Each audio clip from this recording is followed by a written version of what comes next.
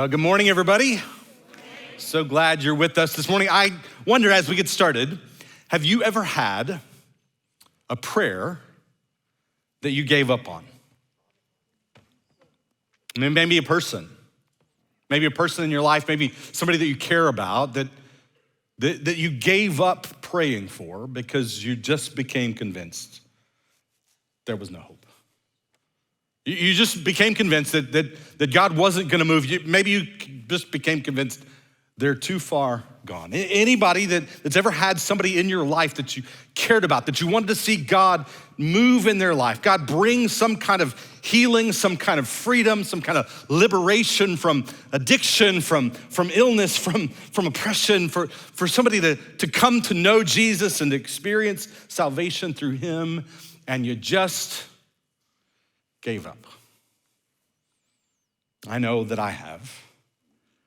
And yet, we're gonna look at a story this morning that is gonna challenge all of us and I hope encourage all of us. That as we look at this story, that we are reminded that if the man in this story who has an encounter with Jesus is not too far gone, then friends, nobody is too far gone. We are in the third week of a series called One Life at a Time, where we're talking about the reality that this movement that Jesus came to bring, this movement that has been going now for all these centuries, this movement that has now gone global and encompasses a third of the world's population that identify themselves as Christian, that this movement that Jesus came to bring, that he's invited us into, began and has gone forward down through the centuries and continues to go forward today, one life at a time. And the challenge for each and every one of us then is to say, God, who is it in my life that you would call me this year to focus on, to commit to pray for and to invest in, to see some kind of gospel transformation take place in that person's life? We began the first week just with that challenge. Who is it that we're gonna commit to bring to Jesus in prayer? If you weren't here for week one, I would really encourage you to go back. I think what we did that first week in some ways sets the agenda for what God has for us as a church for the remainder of the year. Last week, we talked about seeing people the way that Jesus sees people. We saw in the way in which he encountered a woman and he was moved with compassion, and that God would make us people who see people the way that Jesus did and are moved with compassion to move toward them. And this week, we're going to look at a story that I gotta just tell you right up front. This is a weird story. Are we allowed to say that about the Bible? Are we allowed to confess that reality? It's a strange story. And frankly, there are kind of two responses to a story like this. For some of us, we're so familiar with the stories of the Bible that they've ceased to be strange. And we need to be reminded of the reality, the way in which our neighbors would hear a story like this. And that maybe for us, if we become too familiar with the strange stories of the Bible, maybe we need to encounter their oddity, to see in that oddity something that's new and fresh and deeper for us. And yet there are others who are here this morning for whom this isn't a familiar story at all, and you got perhaps a healthy dose of skepticism, and you hear a story like this and you go, that's weird. You expect me to believe that? And so I think it's important for us just to acknowledge right up front, this is a strange story, it's a weird story, and yet there's something really powerful in this story. Perhaps precisely in its oddity for us.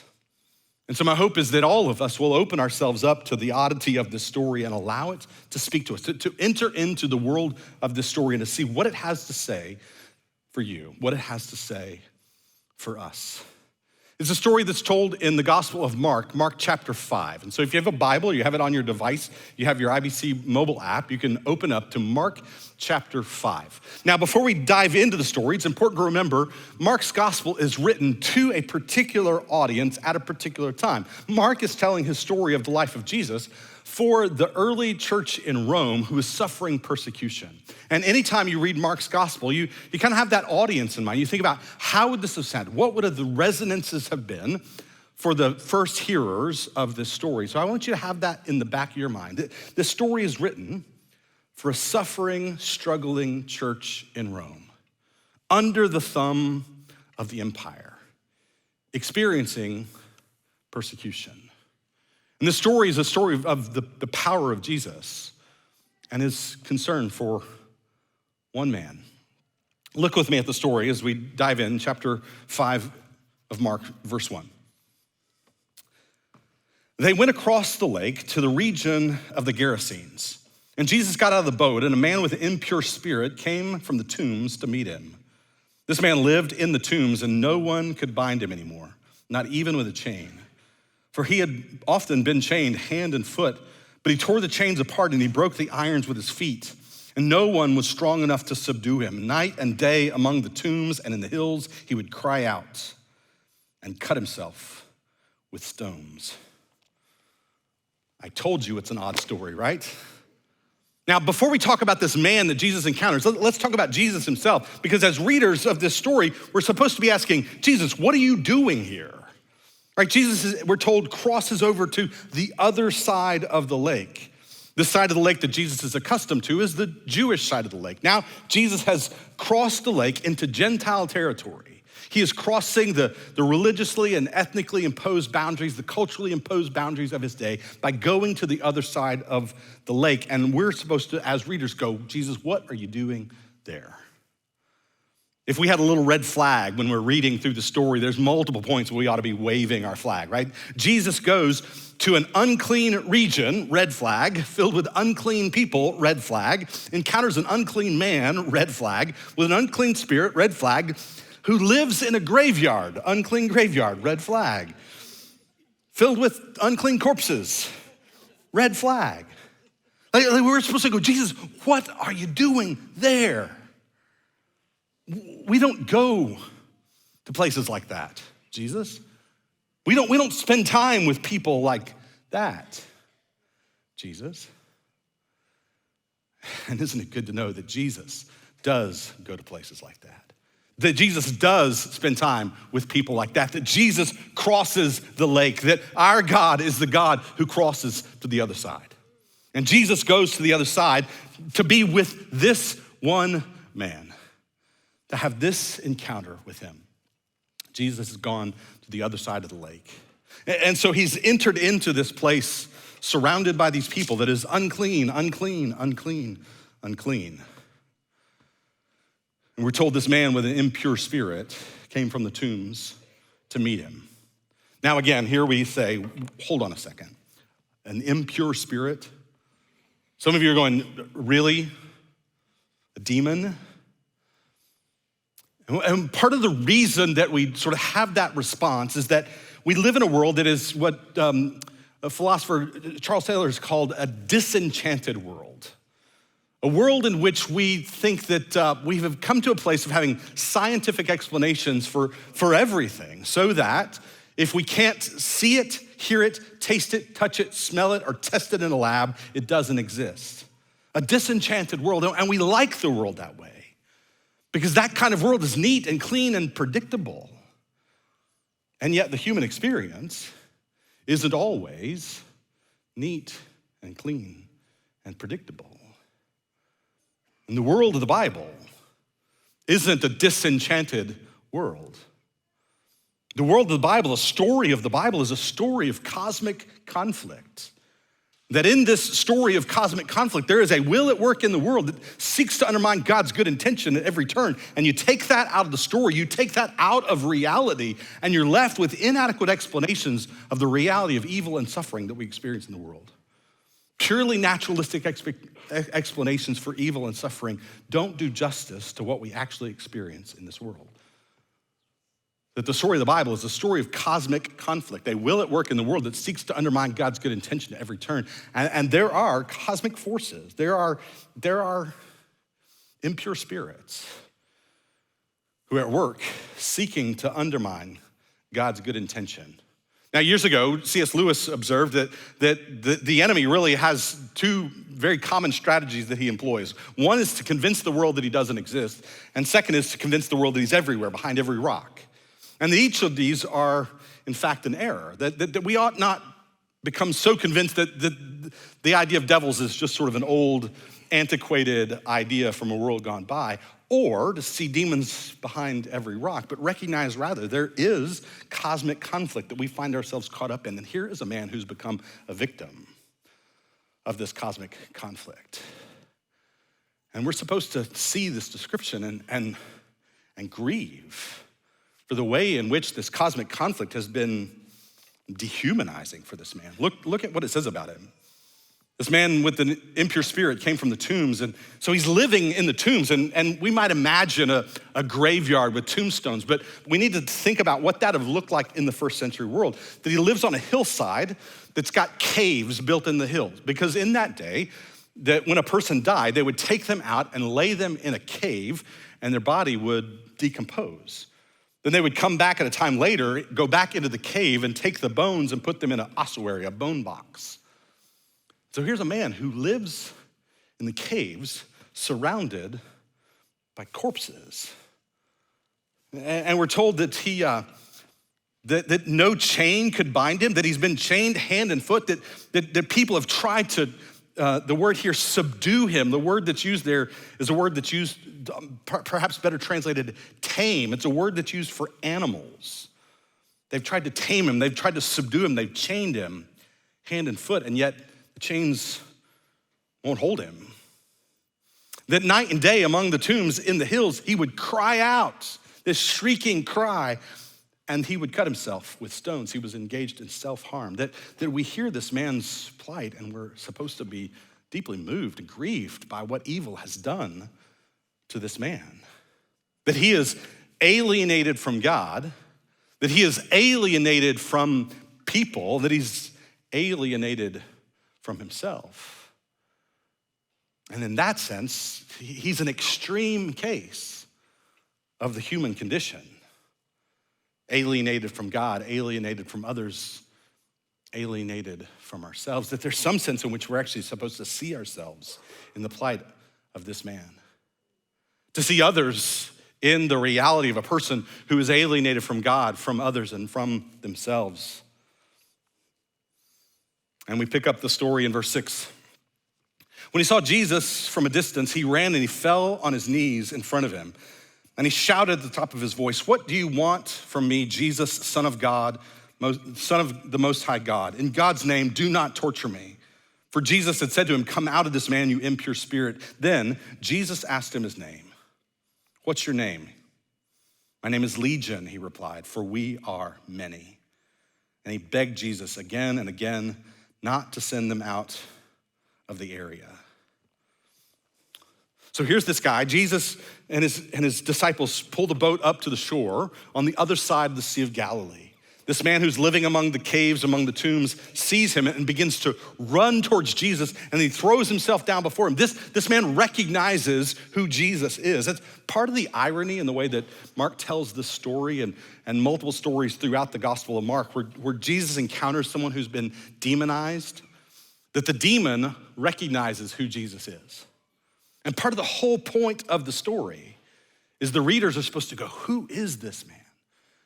And time again, the characters in the story who ought to get it, miss it.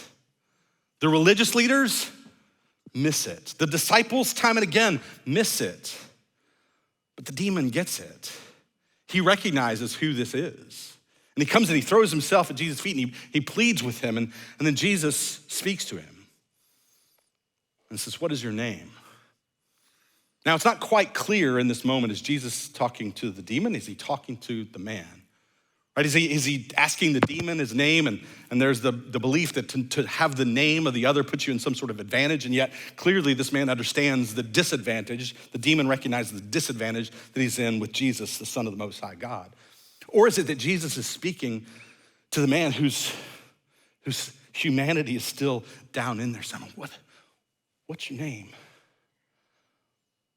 While it's not quite true exactly what Jesus is doing by asking the question, the answer is tragic because the demon speaks. The man's humanity is so buried deep down in there that the demon has taken over, and the demon replies to Jesus' question, "My name is Legion, for we are many." A legion was the largest group in the Roman army, comprised of 6,000 Roman soldiers that made up a legion. Now, I don't think that the meaning of that is to convey necessarily that there are 6,000 demons, but as the text says, but that there are many. And perhaps the deeper meaning is the reality that in this man's soul, there is a battle. There is a war that these soldiers, this legion, is fighting within him and dominating him in the same way that the legion of Roman soldiers dominated that region. You think about it, the original hearers back in Rome, the struggling church that Mark is writing to, may have heard in this response something that resonated with them about their oppressors, the Roman soldiers who were part of the persecution that they were experiencing, and that behind them, they were animated by evil itself. This man says, I am legion, for we are many. This desperate battle taking place inside of his soul. And he begged Jesus again and again not to send them out of the area. That's sort of perplexing, isn't it? Something about living on the hills near the lake that these demons liked, apparently. So they begged Jesus, and that's an important little word. You might want to mark it because that word begged shows up several times in the story. It's a key word in the story that we have to pay attention to. They begged Jesus not to send them away, and Jesus accommodates them. Is that interesting? They begged Jesus, and Jesus says, okay, pick up the story, verse 11. A large herd of pigs was feeding on the hillside. I told you this was a weird story, right? A large herd of pigs was feeding on the nearby hillside. The demons begged Jesus, send us among the pigs. Allow us to go into them. And he gave them permission, and the impure spirits came out and went into the pigs, and the herd, about 2,000 in number, rushed down the steep bank and into the lake and were drowned. I've been to the historic location where this event took place. It's a steep hillside that goes right down into the lake. These impure spirits enter into the pigs, and the pigs start to go wild, and all of them headlong down into the water and drown. Imagine the commotion, imagine the scene. Now, we hear that story and we think, oh, those poor pigs. Because as much as we might like bacon, pigs are cute, right? The first century world, they wouldn't have thought that way at all. Right? Pigs were thought of as horrible, as unclean. And there were several, again, resonances for the original hearers of this story when they hear about this herd of 2,000 pigs. First would be a religious connotation. You say 2,000 pigs, why that many pigs for this region of villages? Well, pigs would actually be used in pagan religion. Pagan sacrifices. They would sacrifice the pig to the pagan gods. And so these pigs were designated for a religious purpose. But there's a second kind of layer to this, a second resonance or connotation, and that's a commercial one. Then what would happen is they would take the pigs, they would offer them as part of their pagan rituals, but what was left, they would take to the marketplace to sell. The pigs were an important commodity supporting the economy of that community. Just to sort of check it out, went and looked at the cost of a pig today. If you were to buy a whole pig, processed and prepared, it costs you $750 for a whole pig. That means in today's money, this is $1.5 million worth of pigs that just went and drowned in the lake. Now think about the economic impact on that community there on the side of the lake. There's a religious connotation, there's a commercial connotation, but there's also a military connotation. Because again, to have 2,000 pigs for this particular reason really doesn't make a whole lot of sense, except for the fact that you have in that area a garrison of Roman soldiers. And the pigs likely would have been in part there to provide for these soldiers. And the emblem, the symbol that was used to signify that group of Roman soldiers in that region was a wild boar. And so there's a military connotation. In fact, some of the language that Mark uses, some of the language he chooses, has distinct military kind of ring to it. And again, I can't help but wonder how this might resonate with the struggling church back in Rome who hears this story and thinks about the forces of evil animating those who are persecuting the church. 2,000 pigs They drown in the Sea of Galilee. Verse 14. Those tending the pigs ran off and reported this to the town and the countryside, and the people went out to see what had happened. And when they came to Jesus, they saw the man who had been possessed by the legion of demons sitting there dressed and in his right mind, and they were afraid. And those who had seen it told the people what had happened to the demon-possessed man and told about the pigs as well. Then the people began to plead with Jesus to leave their region. This paragraph begins with reference to those who were tending the pigs. Rough day for those guys, huh? Right? Imagine this. We got to now go back and tell the boss. $1.5 million worth of pigs. You're not going to believe this. Just went running down into the lake and drowned. Rough day to be the pig watchers. But they go back and they begin to tell people what happened. And everybody is perplexed because everybody knows this guy. This is the guy that lives out there among the tombs. This is the guy who cries out day and night, who goes around naked, who cuts himself. And you're saying, that guy? And so they all come to see what's going on. And I love the depiction of that guy. It says they saw the man who had been possessed by the legion of demons sitting there dressed and in his right mind. That he's had this encounter with Jesus, that his life has been transformed. That he's now sitting at Jesus' feet, the posture of a disciple, that he's now clothed.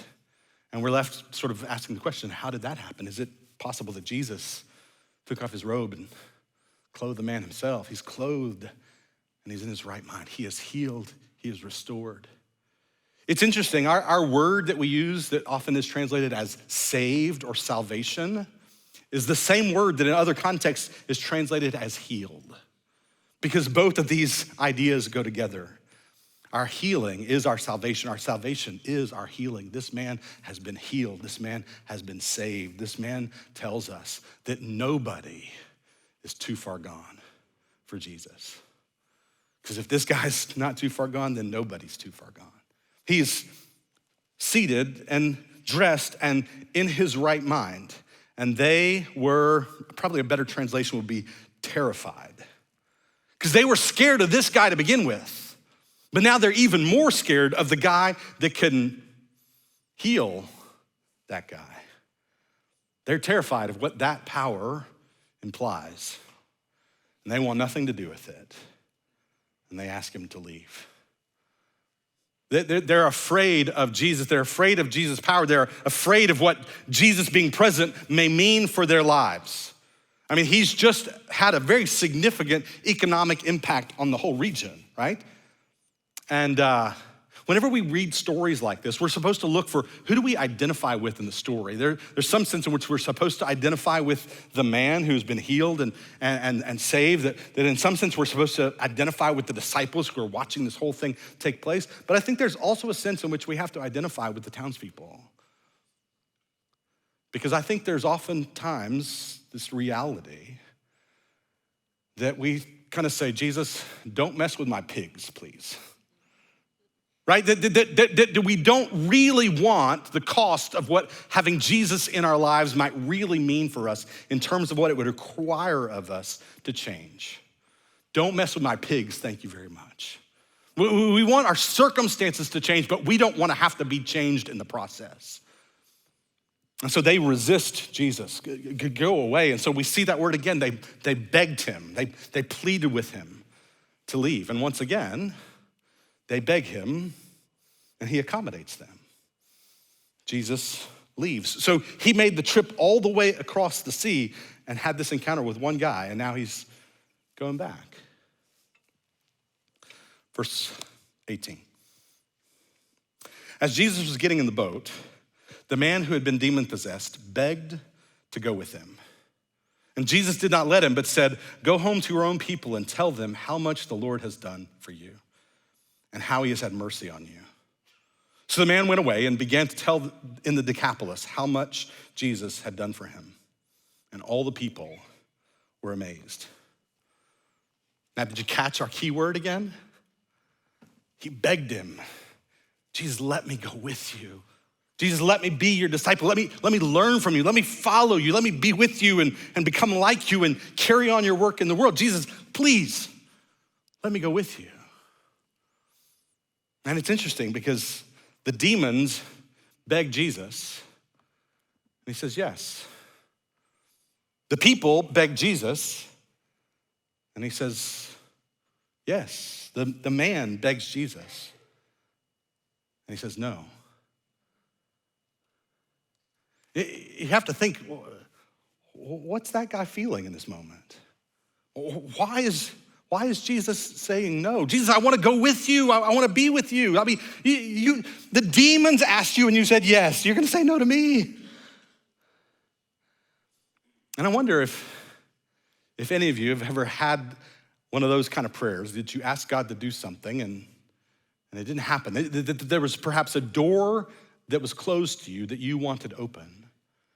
And you're not quite sure why God did you close the door? Why God did you say no? And you can't help but wonder the reason. And is there more to the story? And I have to imagine that in the days and weeks, months, maybe even years after this event, that man wondered, why did Jesus say no? And yet, there is, in fact, more to the story. You see, it says here that this man did what Jesus told him to do. Jesus said, go and tell what the Lord has done for you. And make a special note here. Jesus says, go tell what the Lord has done for you. And Mark says, and the man went and told what Jesus had done for him. This is Mark's very subtle way of making his point. Jesus is Lord. Go tell what the Lord has done for you. And the man does it. He begins to tell in the Decapolis, this region of 10 cities on that side of the lake. He goes and begins to tell people, and Jesus shows up in the Decapolis several chapters later. In chapter 12 and 13, Jesus is there. And we're at the first time that Jesus crosses the lake, there's one guy. When we see Jesus back in the Decapolis several chapters later, 4,000 people have gathered. And they spend 3 days with Jesus, and Jesus does his feeding miracle. He feeds the 4,000 there in the region of the Decapolis. 4,000 people that have gathered to listen to him for 3 days. And I have to imagine that this guy's in the front row with his notebook and pen taking notes, right? Because he wanted to go and be with Jesus and learn from Jesus. And now's his chance to be in the 3-day seminar with Jesus. And he's taking all the notes that he can get. But how do we go from one guy to 4,000? Because that one guy told his story, told people what the Lord had done for him. We only get the 4,000 because it all starts with the one. Jesus has an encounter, one life at a time. That life is transformed, and then he goes and tells others, and they all come flocking to Jesus. And it's really interesting. It's important to note here. Jesus does something here in Mark 5 that he doesn't do anywhere else in the Gospel of Mark. Every time Jesus does a miracle in the rest of the Gospel of Mark, what does Jesus do at the end? Don't tell anybody. Don't tell anybody. Don't tell anybody. Because on that side of the lake, on the Jewish side of the lake, Jesus doesn't want to draw a crowd because they've come to him because he's a miracle worker. He knows his mission is bigger than the miracles. His mission has come not just to heal some people or even to raise some people, that his mission has come to give his life for all the people, that all who trust in his sacrificial death and his resurrection from the dead, his triumph over sin and death, that all might have life, healing, salvation, forgiveness. And he doesn't want to draw a crowd merely because of the miracles. So again and again, he says, don't tell anybody, don't tell anybody, don't tell anybody. But here, on this side of the lake, Jesus says, go tell your people.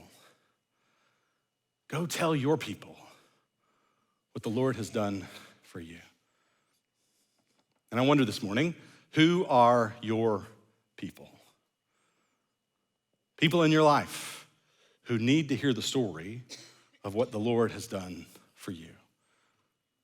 Friends, family members, coworkers, that barista that you see every Tuesday morning, other families in your kids' school, I don't know, but who are your people? who need to hear your story of what the Lord has done for you. Now, friends, we come to the end of this story and just a couple of key observations for us. The first is just that recognition that if this man is not too far gone, nobody is too far gone. If there are prayers that you've given up praying, if there are people in your life that you've given up on, today the reminder, the challenge to you is nobody is too far gone. And for some of you, what you need to hear today is you are not too far gone. That Jesus can come into your life, that he can give you freedom and healing, that he can give you salvation today. And it comes to you as a free gift merely by trusting in what he has done for you. That nobody is too far gone for Jesus, including you. But for all of us who have experienced new life through Christ, who have trusted in him, that means, friends, that you have a story to tell of what the Lord has done for you. The challenge for you and me is tell your story. Let's pray together.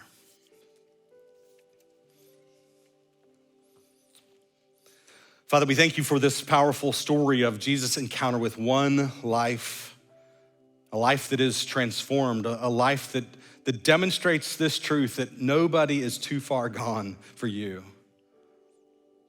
And God, I pray for anybody who's here this morning who needs to hear that word for them, who needs to hear that healing and salvation and life change is possible for them today through Jesus, that he wants to do for you what he did for this man. And God, that they may reach out to you in faith and trust in what Christ has done for them. And God, for all of us who've experienced your healing, saving work in our lives, God, that today we would think about that question, who are my people? That I need to tell my story of what the Lord has done. And God, that we would respond as is fitting for each of us to tell the story of your goodness, of your mercy in our lives. And now, Lord, in these moments of response, we just take this time to say thank you and to ask you to lead us, that our response today would be fitting for each of our individual lives. And so we offer this to you in Jesus' name. Amen.